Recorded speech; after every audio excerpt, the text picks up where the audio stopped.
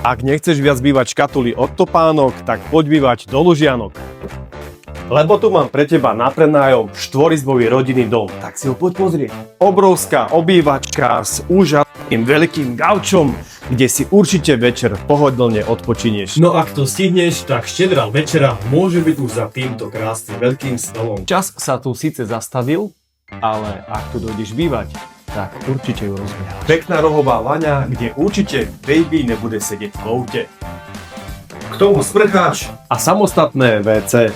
Novočičká kuchyňa, ktorá prešla kompletnou rekonštrukciou. Krásne veľký stolík so 4 sedačkami, to ti evokuje, že je to dom pre 4 osoby. No a elektrická platňa, plynú sa už vraciať nebudeme.